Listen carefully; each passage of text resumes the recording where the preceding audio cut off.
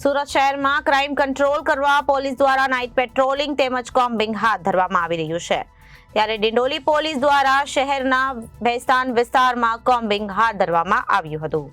Police દ્વારા કુલ 6 જેટલી ટીમો બનાવવામાં આવી હતી, જે ટીમ દ્વારા ભેસ્તાન આવાસમાં રહેતા ગુનાહિત ઇતિહાસ ધરાવતા આરોપીઓને ઘરોમાં સરપ્રાઇઝ ચેકિંગ હાથ ધરવામાં આવ્યું હતું, જેમાં મહિલા પોલીસ કર્મીઓ પણ જોડાયા હતા. આ ઉપરાંત અગાઉ ડ્રગ્સના ગુનામાં સંડોવાયેલા આરોપીઓના ઘરોમાં પણ સરપ્રાઇઝ ચેકિંગ હાથ ધરવામાં આવ્યું હતું.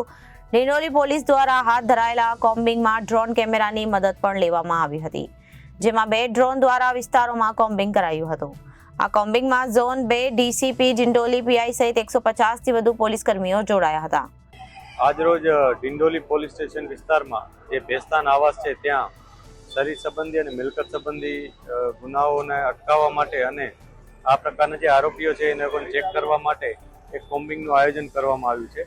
આ કોમ્બિંગમાં ઝોન 2ના 5 પોલીસ સ્ટેશનમાંથી પોલીસની ટીમો બનાવી અને જુદી જુદી ટીમો અહીંયા બનાવવામાં આવી છે, જેમાં 6 અલગ અલગ ટીમો છે, જેમાં અમે મહિલા પોલીસ પણ સામેલ રાખી છે. અને આ તમામ લોકો એમને જે પણ ટાસ્કિંગ આપવામાં આવ્યું છે એ ટાસ્કિંગ મુજબ જે આરોપીઓનું લિસ્ટ છે એને ચેક કરે છે. એમાં એમસીઆર કાર્ડ અને શરીર સંબંધી ગુનાઓના આરોપીઓ છે. આ ઉપરાંત અગાઉ કોઈ ડ્રગ્સ કે એ પ્રકારના ગુનામાં જે સંડોવાયેલા છે એમને પણ અમે ચેક કરી રહ્યા છીએ, એમના ઘરો ચેક કરી રહ્યા છીએ.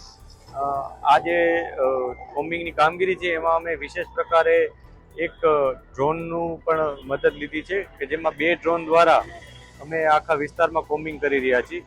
આ ડ્રોન અમને એરિયલ સર્વેલન્સની દ્વારા મદદ કરે છે, જેથી કોઈએ છત ઉપર અથવા અન્ય કોઈ જગ્યાએ કે અવાવરૂ જગ્યાએ પોતાની કોઈ વસ્તુ છુપાવી હોય અથવા કોઈ ગેરકાયદેસર પ્રવૃત્તિ ચાલતી હોય એના ઉપર અમે નજર રાખી શકીએ અને તત્કાલ એના ઉપર કાર્યવાહી કરી શકીએ. આના માટે અમે 2 ડ્રોનની મદદ લીધી છે અને જે ડ્રોનમાં રેકોર્ડિંગ પણ થાય છે અને એમાં અમે એના સાથે લાઇટિંગ પણ છે, જેથી અંધારામાં પણ અમે સારી રીતના એનું સર્વેલન્સ કરી શકીએ. Bureau report Janadesh news Surat.